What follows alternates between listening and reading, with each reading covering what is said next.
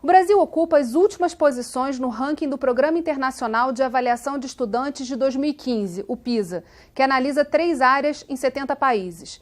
Em leitura, ocupamos a posição de número 59, em matemática, a posição de número 66 e ciências, 63. No Rio em Foco de hoje, vamos falar do desafio de melhorar a qualidade da nossa educação. Vem com a gente.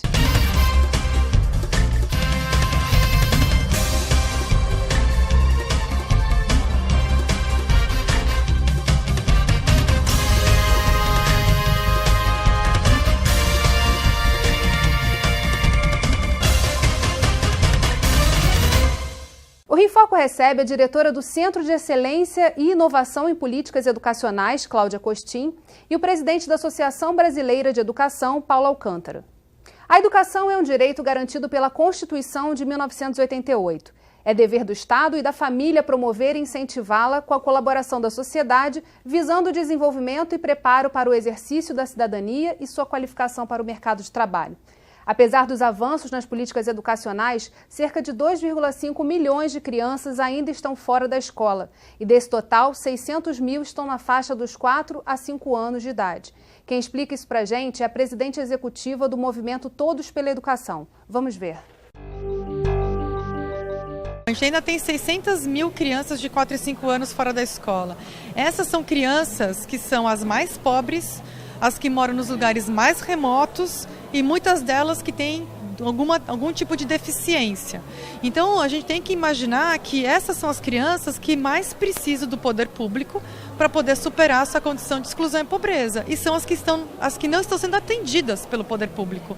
Então a gente tem que ter estratégias diferenciadas para elas, busca ativa, ter um bom diagnóstico do porquê cada uma delas está fora da escola e ter uma resposta de política em relação a isso. Como essas reformas que a gente está vendo serem discutidas em Brasília, né, tanto a do ensino médio quanto a reforma da Base Nacional Comum Curricular, podem ajudar nessa questão da qualidade da educação, que é o grande foco hoje? Bom, em primeiro lugar, há uma série de discussões que já vêm de algum tempo. Primeiro, em garantir a universalização do acesso do ensino fundamental. E isso vem em curso e um esforço muito grande foi feito nos últimos anos. Mais recentemente, essa lei que definiu que as crianças de 4 e 5 anos deveriam estar, até 2016, todas na escola. E isso foi expandido o acesso, sem dúvida, mas falta ainda, como foi mostrado, muitas crianças. Mas o grande problema do Brasil é que as crianças que estão na escola não estão aprendendo. E foi isso que o dado do PISA, que é um teste que é aplicado para jovens de 15 anos, mostrou nos últimos lugares entre 70 países. É muito triste. O fato de já ter uma avaliação é importante, né? Quer dizer, a gente já consegue medir qual o tamanho do nosso problema. Mas como é que a gente faz para trabalhar justamente essa questão da aprendizagem? Eu acho que a gente tem que começar trabalhando no ensino. É absolutamente fundamental que nós nos preocupemos com as metodologias de ensino que estão sendo adotadas e com alguns conceitos que outros países já implantaram há muitos anos e nós ainda não conseguimos fazer. Um exemplo que eu acho muito bom disso é o Ciência, Tecnologia, Engenharia e Matemática, o STEAM, que é feito nos Estados Unidos, no Reino Unido, e que promove uma quebra dos conteúdos de maneira que isso crie estímulos à aprendizagem muito interessantes. Eu dou um exemplo que eu gosto, que é recorrente, eu gosto de dar muito esse exemplo.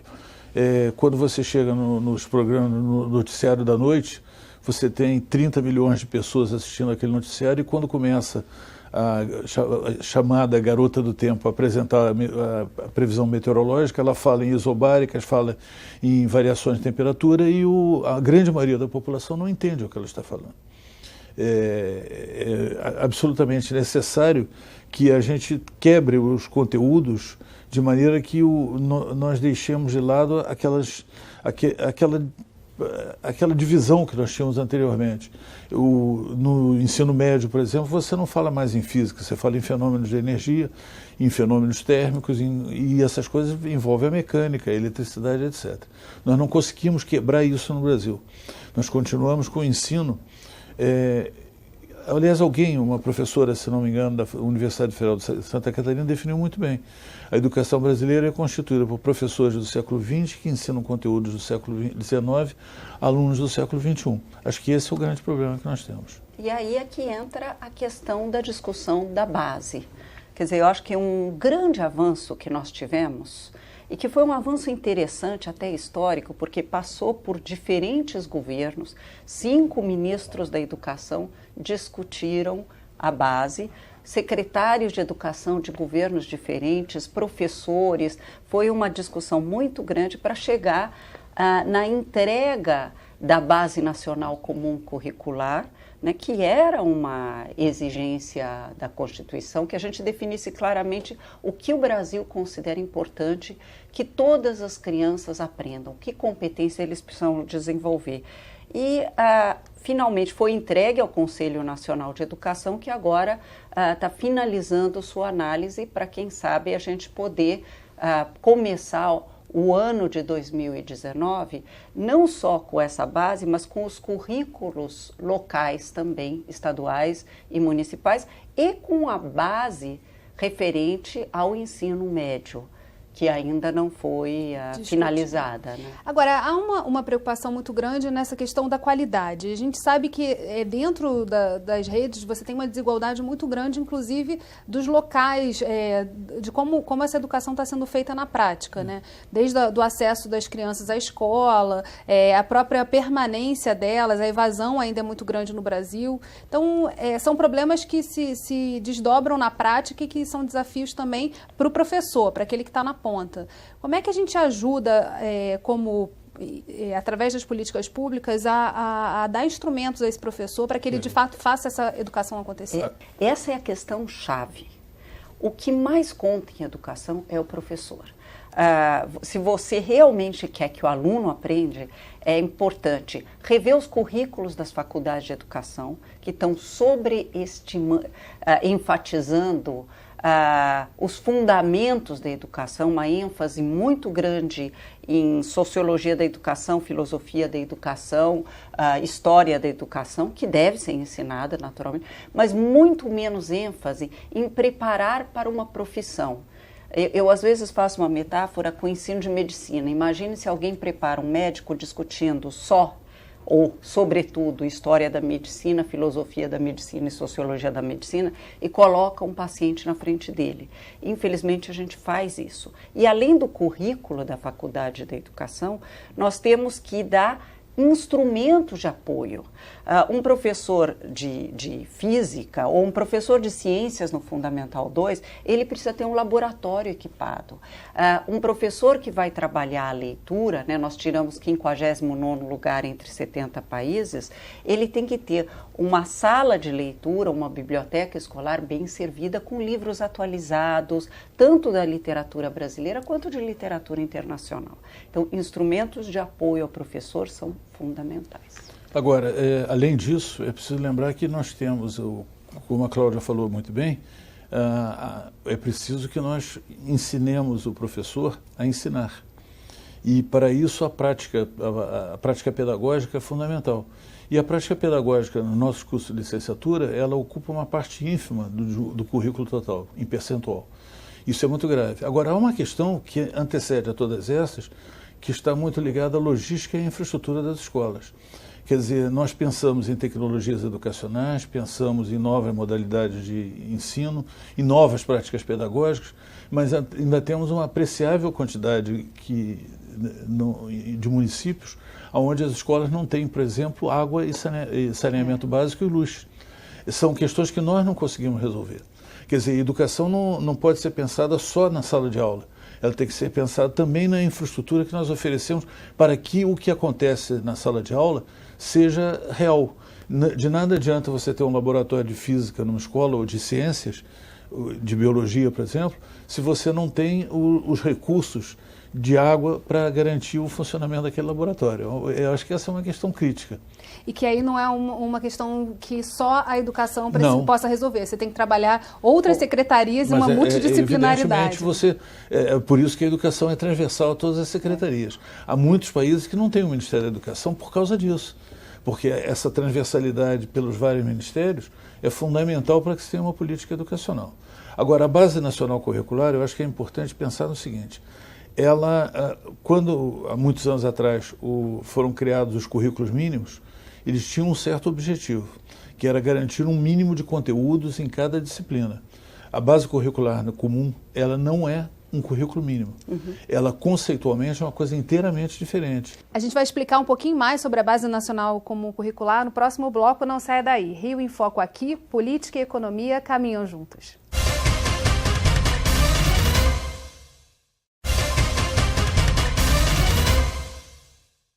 Voltamos com Cláudia Costin e Paulo Alcântara. O Conselho Nacional de Educação analisa agora a Base Nacional Comum Curricular apresentada pelo Ministério da Educação em abril de 2017, que deve ser adotado pelas escolas públicas e privadas. Vamos ver. O Brasil, com dimensões continentais, terá uma base que define o conjunto de aprendizagens essenciais a que todos os alunos têm direito na educação básica. E coloca a educação brasileira em compasso com as demandas do século XXI. A Base Nacional resulta de um processo que está sendo construído democraticamente, com o envolvimento de educadores e da sociedade. A primeira versão contou com mais de 12 milhões de contribuições, que apoiaram a produção da segunda versão. Novamente colocada em debate em 27 seminários, um em cada unidade federativa, a base recebeu colaborações de mais de 9 mil professores e especialistas. Esta etapa foi realizada com a parceria do CONSED e da Undime. Com isso, foi consolidada a versão final. Esse produto coletivo será entregue ao Conselho Nacional de Educação, que discutirá o documento em 5 audiências públicas, uma em cada região do país. Homologada pelo Ministério da Educação, a base vai orientar a elaboração dos currículos e das propostas pedagógicas das escolas públicas e privadas, e também políticas para a formação de professores, produção de material didático e avaliação. A Base Nacional representa um instrumento para a promoção da equidade, na medida em que define as aprendizagens essenciais e orienta as políticas educacionais que serão implementadas nas escolas de todo o país. A Base Nacional terá um papel decisivo na formação integral do cidadão e na construção de uma sociedade justa, democrática e inclusiva.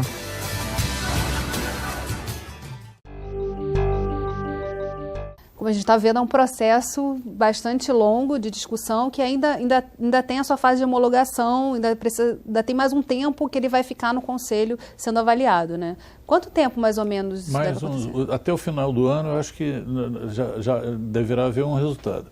Em 2019, ele começa a ser aplicado, não é isso? Isso, porque agora já os municípios e estados que estão mais adiantados já estão lendo a base e vendo como que eles transformam essa base num currículo estadual ou num currículo municipal, de forma que você dê unidade e complete, porque como o Paulo colocou corretamente, a base é um pouco diferente dos conteúdos mínimos, porque ela está centrada em desenvolver competências. Havia um problema muito sério com experimentos curriculares no Brasil anteriores, especialmente para o ensino médio, porque se tentava ter um currículo enciclopédico, em que se ensina uma enormidade de coisas, mas não se desenvolve nenhuma competência. A gente começou falando do PISA. O PISA, ele trabalha basicamente com a competência de ler e interpretar textos, coisa que nós trabalhamos muito pouco, porque nós somos um país de não leitores, sequer de elites leitoras, infelizmente. A competência de raciocinar matematicamente e em ciências, especialmente a competência de pensar cientificamente, utilizando conteúdos aprendidos em problemas da vida do planeta ou da vida cotidiana. Nós não temos essas competências. O que nós temos nós sabemos eventualmente a tabela periódica de cor, mas não sabemos como usar isso nos problemas do dia a dia. Exatamente. E para construir competências para o século XXI que está aí, nós vamos ter que mudar a abordagem. A gente está falando de novo da posição central do professor nesse processo. De saída na posição central, mas também estamos falando de novo em algumas coisas que foram abordadas no primeiro bloco. Porque na prática, isso que a Cláudia falou, demonstra que nós somos repetidores, meros repetidores. Ou seja, não existe criatividade na escola. O problema todo é a falta de inovação na educação. A base curricular, ela não é uma novidade. Há países no mundo inteiro, muitos países, todos os países que desenvolveram a educação e chegaram a bons resultados, eles criaram uma base curricular comum. Muitos, principalmente nas regiões da Ásia, os resultados foram muito mais rápidos no processo de desenvolvimento dos países da Ásia, dos países asiáticos. Na Coreia, em Singapura, em vários outros, os resultados foram excelentes. Eu acho que nós temos que partir rapidamente para a aplicação disso, de forma que nós possamos estar em condições de aplicar em todos os municípios e em todos os estados até 2019. Você disse que é muito tempo, mas nós estamos no meio de 2017. Então nós temos um ano para ter os resultados e começar a aplicar em cada município, em cada estado. E aí a Cláudia falou de um ponto importante, que os estados e municípios já estão trabalhando, alguns já estão trabalhando em como transformar essa base em currículos. O problema é que não pode ser alguns. Tem que ser pois todos. Esse é que é o problema. E essa é a grande discussão, quer dizer, como começar também a trazer mais para a prática, né? Sair da base e começar... Mas aí você tem um outro problema, é que muitos municípios no Brasil ainda não têm seus conselhos municipais de educação. Então, a estrutura hierárquica na burocracia, ela envolve o Conselho Nacional, os conselhos estaduais e os conselhos municipais. E muitos ainda não têm os conselhos municipais de educação. Não é verdade? É verdade. Esse é um ponto crítico, porque você... qual é o ponto qual é a área de interseção de todas as escolas do município? É o conselho. Porque senão você começa a criar estruturas completamente fora do contexto em uma ou outra escola. Eu acho que uma questão muito importante é como é que você vai fazer com que isso chegue na sala de aula. Então, tão importante quanto pensar os conselhos municipais ou as secretarias estaduais e municipais, vai ser como que governos estaduais, eventualmente em regime de colaboração, mobilizam seus municípios, que às vezes tem uma escola só, ou tem duas escolas. Nós temos um grande número de municípios com poucas escolas. Isso, os governos estaduais, como já tem feito o governo do Ceará, como tem feito o governo de Pernambuco ou do Maranhão, eles podem ser um elemento de ajuda e de coordenação no processo de geração dos currículos locais. A gente vai fazer um rápido intervalo e voltamos já. Rio em Foco aqui, política e economia caminham juntas.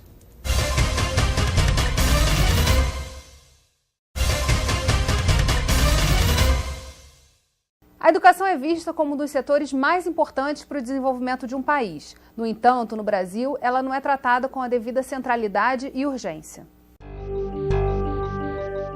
A gente tem uma situação em que a educação ela é central, acho que ninguém discorda disso, no entanto ela não é urgente. Nenhuma criança morre de uma hora para outra porque não teve educação de qualidade. Então a gente não tem esse senso de urgência. A gente acha que a educação é de longo prazo, que a gente ainda vai demorar muito para conseguir ter resultados. Ela não combina muito com os tempos políticos, porque uma gestão de 4 anos não combina muito com os resultados que são mais de médio e longo prazo da educação. E a gente nunca consegue realmente ter continuidade nas políticas, todo mundo quer ter a sua marca, descontinua o programa do anterior. E nada acontece porque a gente não tem também uma sociedade que fica em cima, olha, pera lá. Por que você está acabando com esse programa? Não é melhor melhorar o programa ao invés de descontinuá-lo? Então, o legislativo tem que ser esse órgão também de fiscalização das ações do executivo para dizer o seguinte, olha, mais do que ficar derrubando o que os outros fizeram, a gente tem que melhorar, tem que ser uma política progressiva. A gente tem que mostrar para a população que as crianças elas morrem sim por falta de educação. As pessoas morrem por falta de educação, porque falta de oportunidade, falta de condição de vida. As crianças morrem pelo fato da mãe ser analfabeta. Então é questão de vida ou morte sim, só que a gente tem que dramatizar isso, a gente tem que colocar de uma forma muito mais dramática para poder ter uma ação correspondente à importância que a educação tem. Então, como a Priscila Cruz bem colocou, nós temos que pôr a educação como o eixo, como elemento central no desenvolvimento do país. Mas prioridade todos dizem que mas dizem da prioridade referindo-se ao acesso à escola. O que não está sendo considerado prioritário, infelizmente, é a aprendizagem. Então, as crianças estarem na escola é uma coisa razoavelmente resolvida no Brasil, pelo menos no ensino fundamental. Mas essas crianças estão aprendendo. O fato de que nós ocupamos, como você colocou no começo, o 63º lugar em ciências, ou 59º em ciências, e que na Prova Brasil a gente tem os mesmos resultados, né? Nós sabemos que 83% dos alunos do 9º ano não sabem o adequado em matemática, por exemplo, deveria nos colocar num sentido de urgência, e urgência pela aprendizagem. Não só continuar medindo se as crianças aprendem, mas nessa casa legislativa, por exemplo, deveria ser um escândalo quando resultados desses saem. O que não acontece, e não acontece porque a aprendizagem não é tão tangível como um prédio escolar. Então, as pessoas vão à inauguração de um prédio de escola, eventualmente celebram as melhoras em infraestrutura escolar que são necessárias, mas não prestam atenção necessariamente se as crianças estão aprendendo mais ou não. E as crianças brasileiras precisam aprender mais. Se a gente olha os países asiáticos a que Paulo se referiu, o diferencial que eles têm em desenvolvimento não está ligado ao acesso só, está ligado ao fato de que o desempenho escolar, eu tive recentemente em Xangai, Xangai é a melhor cidade do mundo em educação. Mas a China não. A China não, mas eles esse ano disputaram 6 cidades da China, todas foram entre as 5 melhores do mundo. Ou seja, as crianças lá estão aprendendo e isso tem alavancado a aprendizagem. O Vietnã, que é um país de renda baixa para média, mas muito inferior ao desenvolvimento que o nosso, tem um desempenho fantástico em educação e isso tem sido a base do desenvolvimento do antes pobre Vietnã. Mas a pergunta, acho, principal é como fazer isso, porque qual é o caminho adequado, porque os desafios são semelhantes. Nós assim, temos o Brasil que quebrar não tá...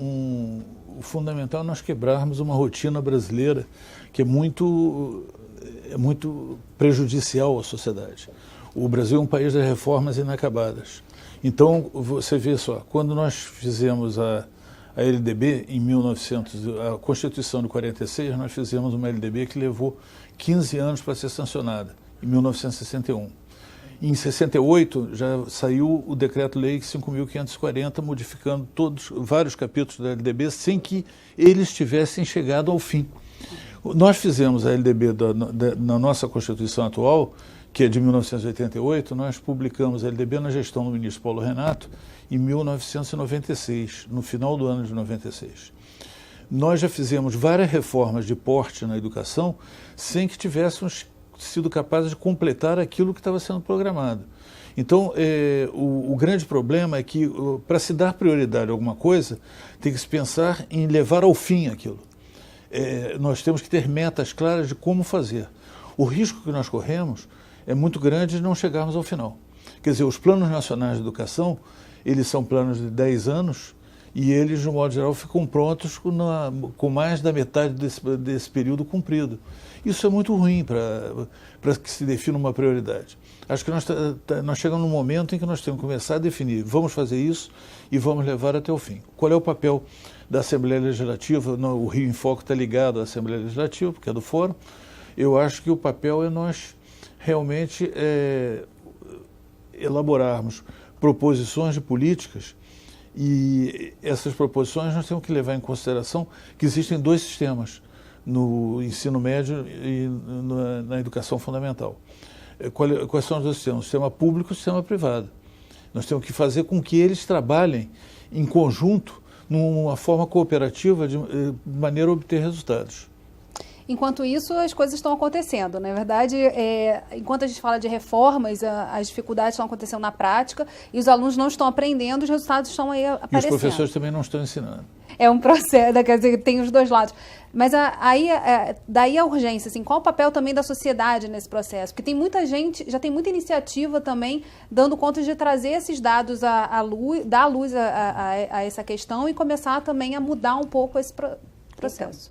Então, a minha visão é o seguinte: nós temos que, primeiro, lidar com a sociedade, permitir que a sociedade acompanhe a aprendizagem das crianças. Porque enquanto a sociedade achar que a educação brasileira está resolvida, com a criança está protegida na escola, mas não aprendendo, nós estamos com problemas. Ou a sociedade estiver encantada com a última moda em educação, mas não acompanhando exatamente se o conjunto das crianças está aprendendo, nós não teríamos resolvido o problema. Então, precisa a sociedade acompanhar, ter um currículo claro em cada escola, ou seja, expectativas de aprendizagem bem estabelecidas.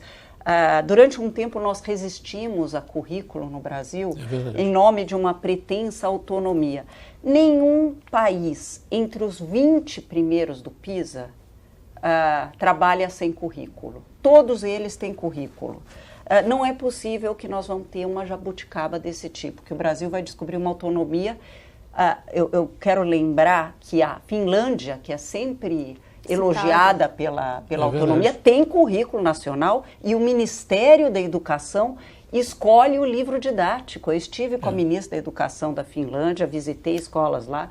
O ministro da Educação o Ministério da Educação define os livros didáticos que vão ser usados. E eu cheguei a perguntar para ela, mas por quê? Ela falou, porque senão eu não garanto a equidade, o que foi mostrado aqui. Então, currículo, a formação de professores tem que ser de caráter mais profissionalizante do que é hoje, o que a Finlândia fez, e isso pouca gente comenta, a China fez, tornar mais profissionalizante a preparação do professor, acompanhar a aprendizagem dos alunos e dar mais recursos para esse professor preparar suas aulas, poder atuar em prédios equipados e em condições de trabalho. Agora, e é uma coisa paralela a isso importantíssima. A carreira docente é fundamental e os salários dos professores têm que ser corrigidos de forma que você garanta o bem-estar e a atratividade para esses professores. Senão, todas as medidas que a Cláudia propõe não chegarão a um resultado concreto. Esse é um ponto crítico que nós temos que resolver. Sem dúvidas. É fundamental tornar a carreira de professor atrativa. Hoje, no Brasil, tem uma pesquisa que mostra que, enquanto na Finlândia são os 25% melhores alunos do ensino médio que vão para a carreira docente, no Brasil é exatamente o contrário, os 25% alunos de desempenho mais fraco no ensino médio que vão para a carreira. Nós temos que mudar isso. E, finalmente, eu acho que nós precisamos investir no desenvolvimento e educação da primeira infância, daí porque a Priscila falou das crianças de 4 e 5, adequados, que permitam que problemas de saúde, que problemas de falta de afeto e de educação, estimulação do cérebro, não atrapalhem o desenvolvimento futuro dessa criança na escola e na vida. Bem, infelizmente, esse é um tema que a gente poderia ficar aqui vários Rio em Foco discutindo, mas a gente vai ficar por aqui. Obrigada, Cláudia. Obrigada, Paulo. E obrigada a você, telespectador, que acompanha a nossa programação. A gente se vê no próximo programa. Aproveita e segue a gente nas redes sociais, Facebook, Instagram e Twitter. Você também pode enviar dúvidas e sugestões para rioemfoco@lerj.rj.gov.br ou para o nosso WhatsApp 21 98890 4709. TV Alerj, o canal do povo fluminense. Até a próxima.